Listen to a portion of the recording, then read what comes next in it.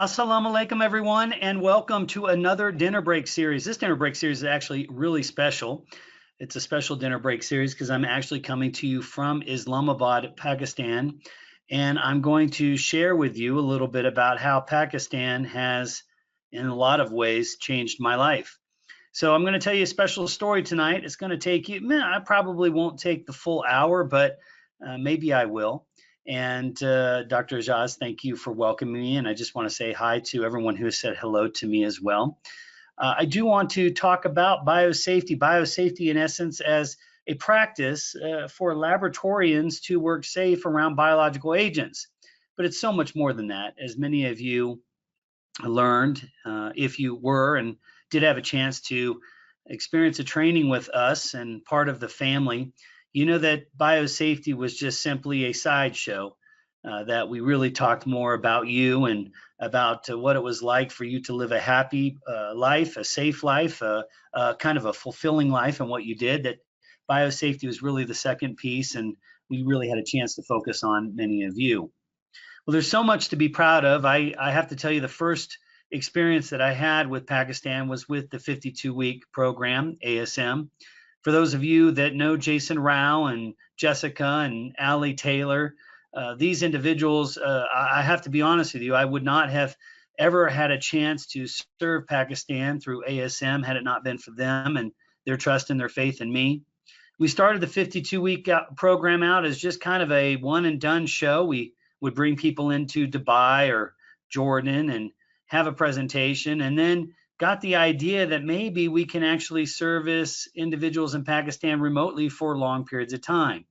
And so we developed what we would call the 52-week program, and that program would go a whole year, and we would give people assignments on a monthly basis that they would complete. Memories of where I first met Dr. Anif and Yasser Rafiq, and of course, I'll never forget that smile, Dr. Jaz. And I also will remember the first time that somebody came up to me. It was Dr. Malik, Nasal Malik. He was a former military individual, and he had talked a little bit about how the behavioral-based stuff that we had taught and the ways of discussing how punishment doesn't necessarily work, but that we need to reinforce and be kind when people make mistakes, had changed his point of view and had changed his ways, and he was seeing great results. Again, today, I'm in Pakistan as a part of the ASM 52-week program, both in the BRT, the BioRisk Trainer Program, and the One Health Program. But I will tell you that it started with the 52-week program. And again, I have so many people to thank, not only that today at ASM, Catherine, and of course the leader Mark, but I will again state that there are people currently working with HSP, and that includes Jason and Jessica and Ali. And I have to tell you that I say thank you because their love for Pakistan was really the group that introduced me. And though I never made it to Pakistan with ASM, I did have a chance to work with many people from Pakistan who made a very big impression on me as the quality of individuals that folks who live in Pakistan and serve Pakistan are. Now, I have this lovely lady, and very rarely, do you ever get a chance to say thank you publicly. I am recording this session, and I hope many people on YouTube have a chance to see this as well. Because I'll never forget when I met Dr. Ziba first. It was in Atlanta, Georgia. It was at the CDC symposium. And never in my wildest dreams, ever in my wildest dreams, could I ever imagine that I would have such a unbelievable life-changing experience from this lady here. Now, Fogarty has a lot of people we have to thank, David Spiro and Stacy and Lexi and Chelsea and so many people. I mean, it's an unbelievable team. But Ziba, no, I have worked for many funding agencies, ladies and gentlemen, and Ziba really is truly the first that has ever tapped into me, at least, and gotten the best out of me. And that was really sharing all of you. NIH developed a tremendous program, a program that many could only dream of, a program that would allow for us to interact with the same people over an extended period of time, really giving me not only a family, but a sense of friendship with many of the people that I serve. I have worked with people in Pakistan, some of the same people, for over 5 years now. I've watched them before they were married. I've watched them get married. I've watched them even have children. And I owe all this to Ziba. Ziba is not only a genius, and she really truly is, but she actually listens and believes and demonstrates faith and trust. And without Dr. Ziba, without her, I have to tell you that I don't think we would have made half the difference that we've made. Dr. Ziba is a leader. She's an inspirer. She's a patriot of Pakistan. She loves Pakistan with all her heart. She's just an incredible person. And if you have not had a chance to meet her, I hope you do. And if you do know Dr. Ziba, always thank her for the initiatives that we've had here in BioPrism and the biosafety programs that we've done, because I'll tell you what, firsthand, she is the reason I've come to Pakistan. She's the reason that I've worked in Pakistan, and she's the reason that I've fallen in love with Pakistan. So I know Dr. Ziba is online, and I have to say thank you to you specifically, Dr. Ziba. I also want to say thank you to Dr. Amir. Dr. Amir is, I'll tell you, I've worked with him. I worked with him a long time. Even before ASM, he sent people to Emory University to be trained from the institute that he worked at. And I will tell you that Dr. Amir is a very special individual, extremely busy. I think he sleeps less than anybody I know. He's led the Pakistan Biological Safety Association to a place right now, a very, very special place, a place that I hope it can be sustained, because he's really brought a lot of attention to the effort. He's made sure that Pakistan is the #1 certifying country in IFBA for biorisk management. He demands a high level of respect and presentation to all people that and professionalism to all people that serve in biosafety. He set the standard high with the good expectations, and everyone he seems to touch turns into a leader. He is an innovator. He's a dreamer. And I'll tell you what, he has been a huge supporter in representing Pakistan, not only in country, but outside of country as well. Dr. Amir is, again, a very special individual. And I have to tell you, the reason we stand today, in my opinion, in a far better place from biosafety than we were 5 years ago in Pakistan has a tremendous amount to do with all the people that I've mentioned. Dr. Ziba, Dr. Amir, Jason Rao, Ali Taylor, all the folks that have given their heart and soul to Pakistan to ensure that biosafety has grown, has spread, and really, truly, the special thing is that it has spread from all of you. Now, I just want to stress that there's been a lot of growth in programs over the last 5 years. ASM started as a remote-based program with a monthly seminar and monthly assignments. In fact, we still do that. We currently today have over 150 engaged throughout Pakistan in this remote-based program, people that are doing assignments on One Health initiatives and even practicing the Socratic teaching methods, which is a really unique style of teaching specific to the topics of biosafety. The goal of the ASM program was to really aim to increase biosafety awareness and the abilities and application. And I can tell you today that so many more people know about biosafety in Pakistan than we ran into 5 years ago. We did have in-person meetings out of country. And in fact, this is the first meeting ASM has hosted in country, with exception to the July session that we did.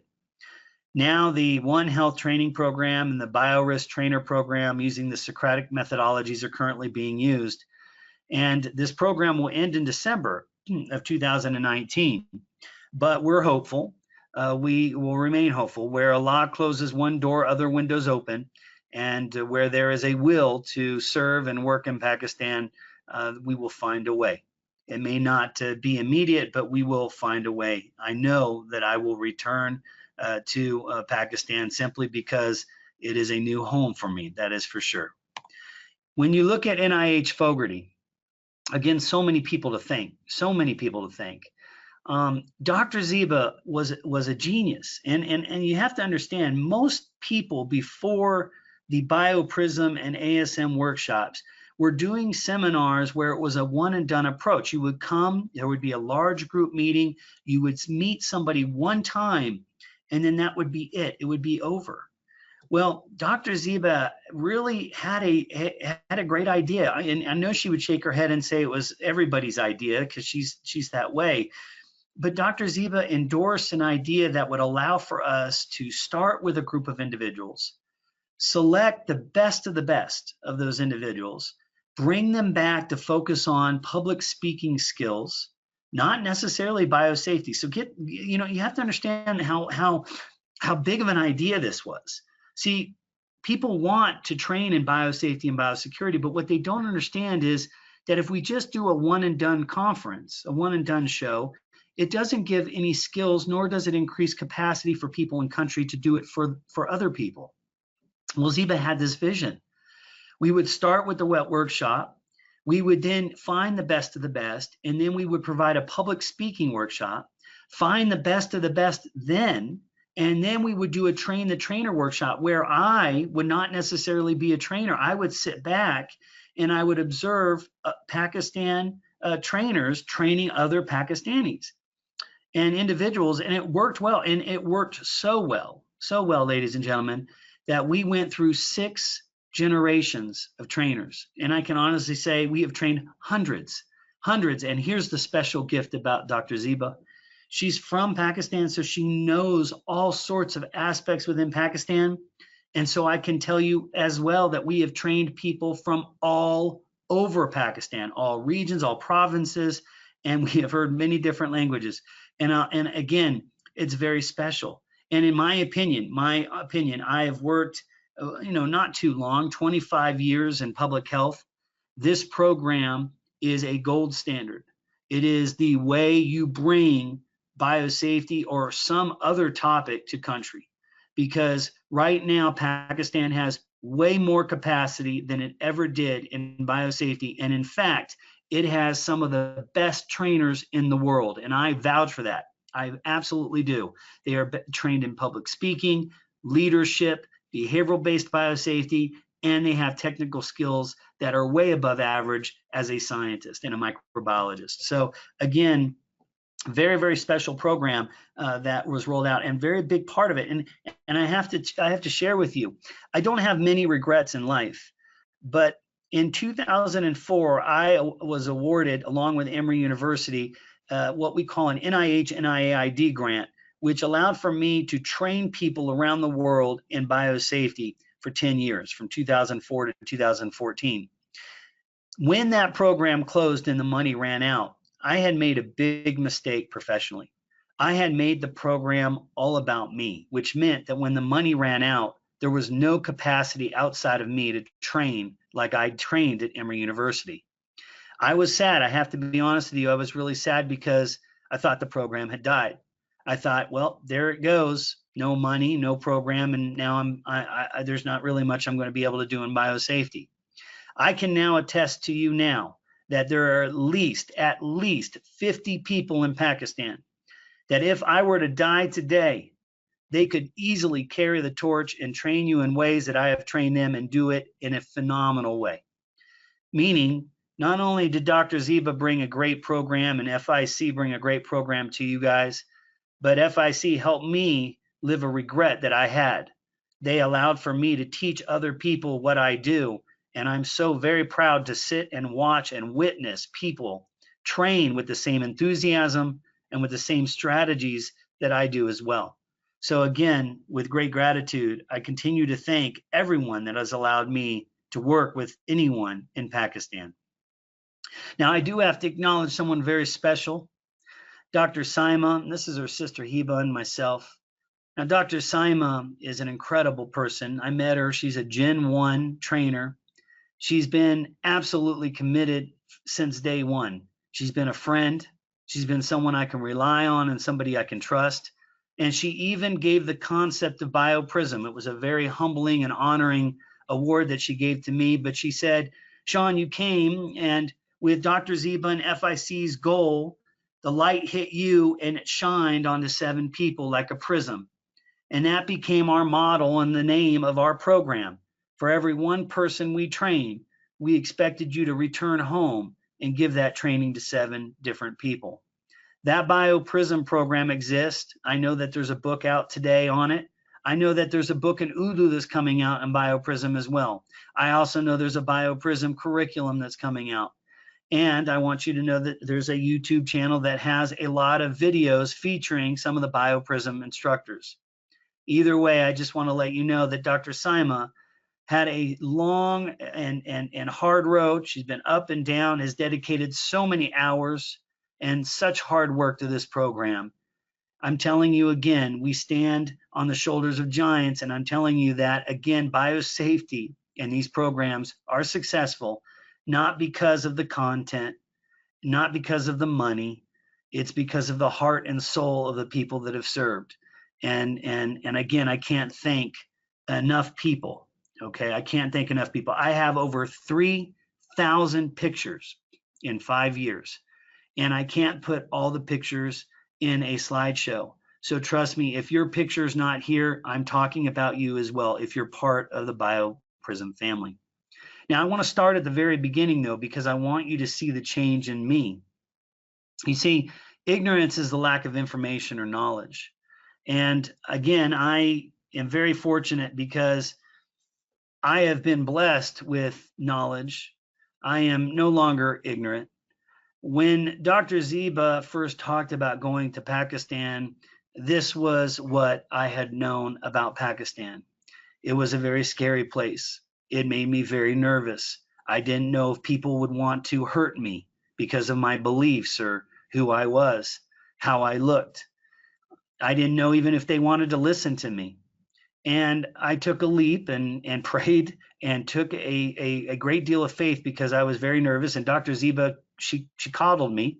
She really did. She made sure that people were there to pick me up and that I wasn't alone and that I felt safe. And because when you leave a family and you've got a wife at home and you've got kids, there's only so much that we hear about Pakistan in Western media. And I can tell you that Donald Trump talks about fake news. And I can tell you right now, there is nothing more than fake news when it comes to talking about Pakistan in so many different ways. The people of the world do not know just how special all of you are and the people that I've met.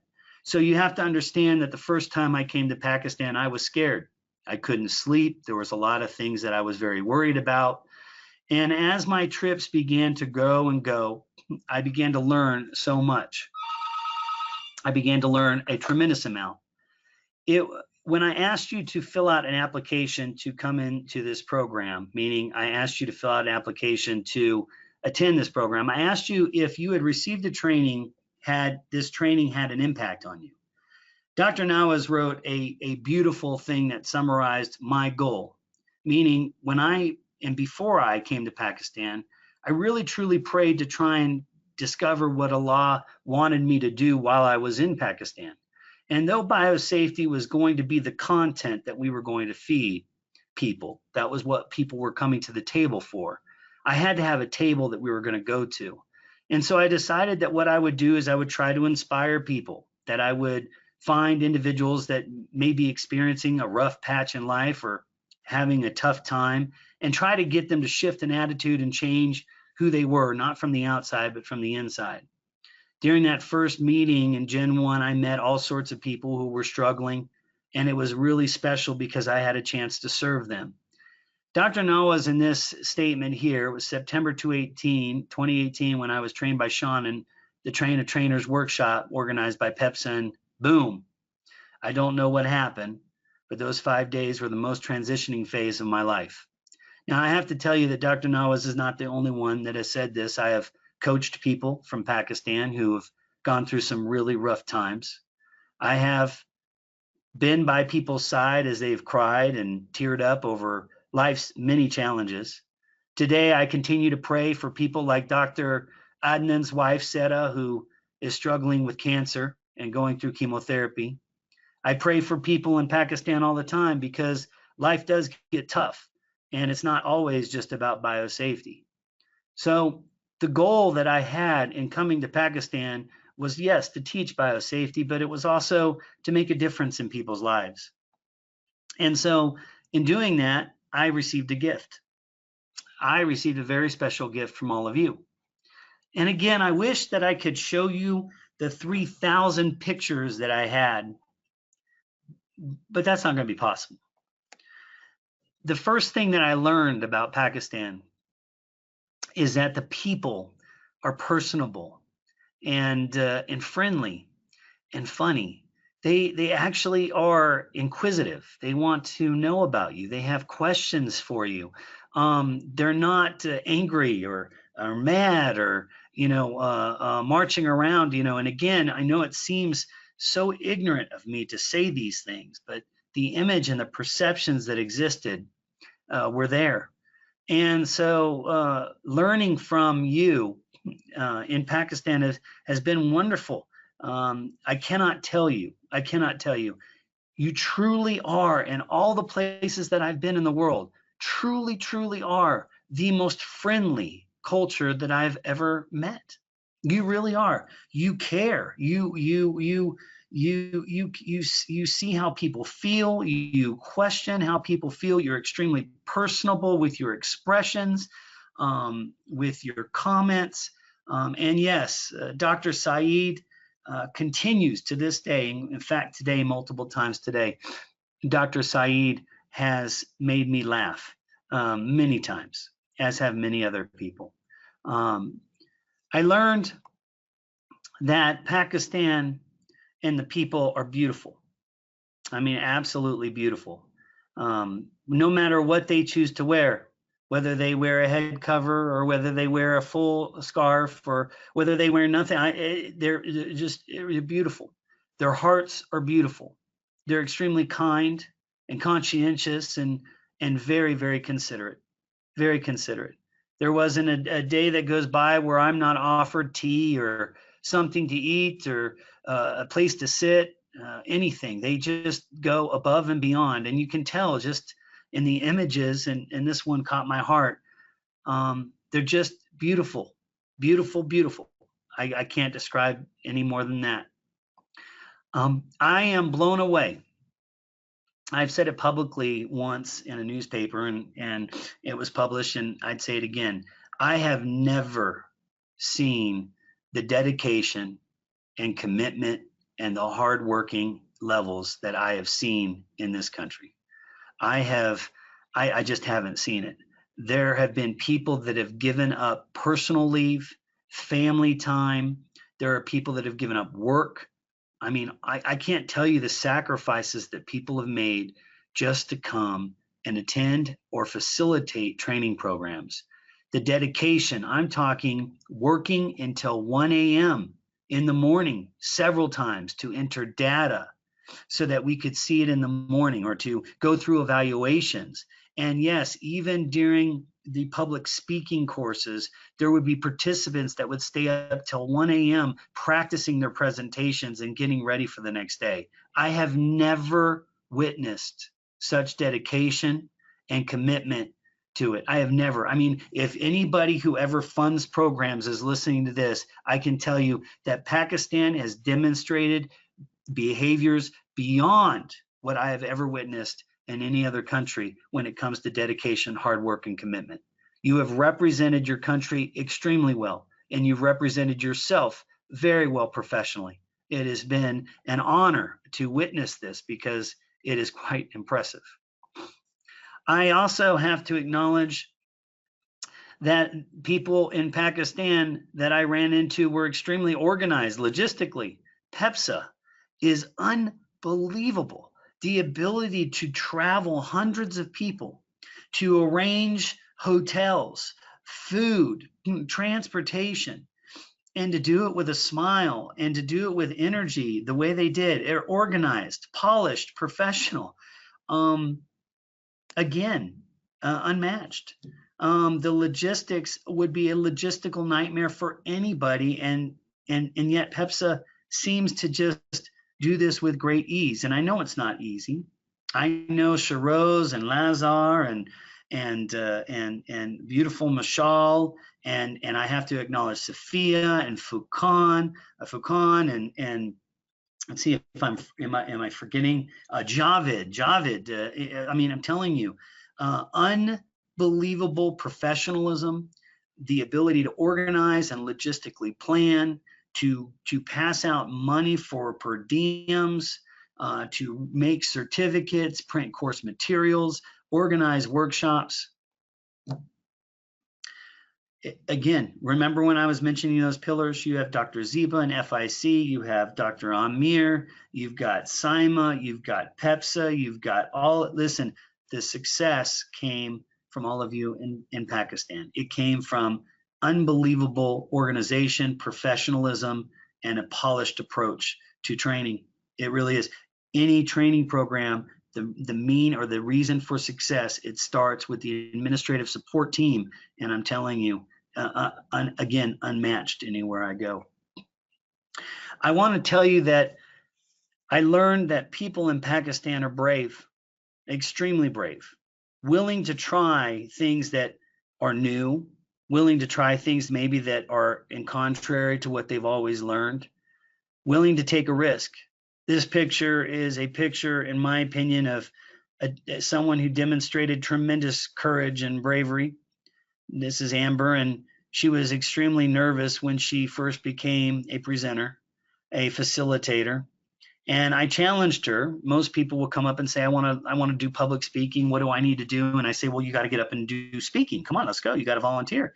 And most people don't. But Amber did every single time. And she would sweat and she would shake, and you could hear her voice cracking. And yet she still stood up in front of a full room of people and demonstrated bravery that still to this day impresses me. Amber demonstrated that, but I can tell you there were so many more people that did. So many more people. Every single person that went through a master trainer program, some of them were so scared to speak they would shake. Some of them would feel nauseated. And yet when they found themselves, when they found that they did have a voice, that they did have something to contribute, it was an unbelievable thing to watch and to witness. And to see how generous people were and how polite people were when they were stressed was also something very pleasant and unexpected as well. I can honestly say I have never been mistreated while I've been in Pakistan over the last 5 years. Not once. I haven't been mistreated. I've been treated very kindly, with great politeness, even in times when there were disagreements. So it really goes to say, again, we have really done a good job making Pakistan shine through all of this. I want to tell you that I learned that people in Pakistan are extremely adaptable. They are sincere and they are extremely courteous. I have never again, and it's funny, folks, I've been around. I mean, I've been to all sorts of parts in Africa and Vietnam and Thailand, and I've been around the world, ladies and gentlemen, all over. But the hunger to learn in Pakistan, you cannot teach somebody something if they already believe they know everything. And it's funny because Pakistan is so humble. People know so much, they're so well educated, and yet they're eager to listen and learn. They adapt. They will change what they're doing in a heartbeat if they see that it's better. They're sincere with their comments and their feedback. And again, they're extremely courteous in all of training processes. And trust me, training is tough with me. If you have not gone through a training, it's tough. We use operant conditioning. We challenge you. We push you out of your comfort zone. So everyone out there knows that it's not easy to change behavior and to train the way that we train. I have learned that Pakistan is trusting, is extremely loving, and very, very accepting. We had a workshop where mothers brought their babies, and it still to this day moves me to watch the dedication of professional women who are mothers and their ability to learn and be in an environment and be willing to share their children with the family as they do. Is very special, very moving. This picture, if I had to say I had a favorite picture of the whole 5 years that I've been in Pakistan, this would be my picture. It's beautiful. It's the future of Pakistan. It shows trust between a mother and someone like me. It shows great love. in my opinion, for the future and for humanity, and then how accepting Pakistan has been of me into the family. So how has Pakistan changed me? How has it changed me as an individual? Well, I have a family. I really do. I have, I can't tell, I have at least 20 to 30 people that I can honestly tell you that I love them as people, as people. I love them as who they are. I'm interested in them, their lives personally. I pray for them. I hope for them the very best. And there would be no doubt that if I ever needed anything, or I ever needed a home or a place to stay, there would be no doubt that these people would give me that. So I know that I have a family. That's what's changed here. I have a family. I have so many memories. I can't even I can't even share them all. And if I even start thinking about them, I start to cry and get teary-eyed, because it's not that those memories are going to go away, and it's not that I believe that I'm going to stop working in Pakistan. It's that I believe that those memories would have never even happened, and I'm almost embarrassed at times to have been so ignorant, to not have known the beauty that exists in Pakistan, and looking back and realizing everything that I've been given. It's an incredible blessing. It really truly is, and it's very special. So I have lots of memories and lots of laughing. I mean, if you look at this picture, it kind of demonstrates it. I mean, just lots of great memories. And if you can see this, it's a little heartbeat, but I have love in my heart for Pakistan. That's the truth. I have fallen in love with this country because all of you if I have had an experience with you, you have represented yourself and your country in a way that has had a big impact on me. And I'm impressed. I'm impressed. I am grateful. I am thankful. And I wish and I hope I have many years of my life left, and I hope I have plenty of time left to spend here in Pakistan to see more people grow. I had an incredible presentation yesterday at the Islamic College here in Islamabad, and forgive me, Islamic University. I think it's IIU. I'm not sure. International Islamic University, I believe, is what it is. And I have to tell you, for Dr. Gul, I was in a room full of young women who were motivated learners in science, and it just blew me away.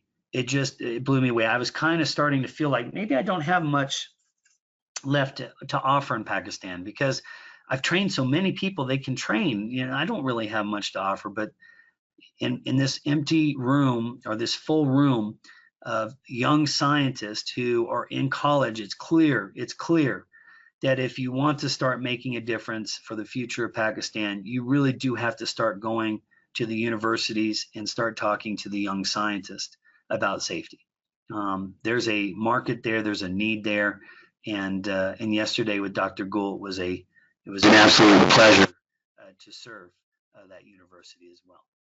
So, ladies and gentlemen, I only have 2 more words left to say, and I hope I get these right. And I hope that this presentation was of some benefit. I wanted to say thank you. I wanted to let you know that you have changed me a tremendous amount, that many of you believe that I've given you something, and I have to tell you that I don't think that I've given you half as much as you've given me. You've represented your country extremely well. You've represented it in a competent way, in a kind way, in a loving way, in an open way, in a way that is in complete contrast to how many people report Pakistan. And I want to say thank you. I want to say thank you to every single person that I've ever trained and had contact with. I want to say thank you to Dr. Ziba and to Dr. Amir and to Uzma and to all the people that I haven't met, anybody that I haven't mentioned and miss feeling left out. Just know I say thank you to you. I appreciate everything that I've experienced here in Pakistan. And so the last two words I'm going to say, again, I hope I get it right.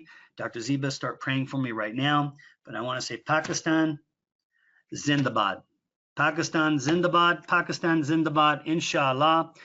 And that's where we're going to end the presentation tonight. Now, I will be back next month. We're going to talk, I think, a little bit about culture, safety culture. I've got some new concepts and new ideas. So I will be back next month in the dinner break series. Please make sure, if you know anybody who wants to attend these online sessions, make sure you forward the email when you get it. But again, we will be offering the dinner break sessions every month. I'm not going away. I'll be here. But since this is my last scheduled trip on the books, I thought it would be appropriate for me to say thank you and a see you later. I'm not going to say goodbye, but I will say see you later. And again, thank you for your time and attention tonight. And I hope to see you next month, inshallah.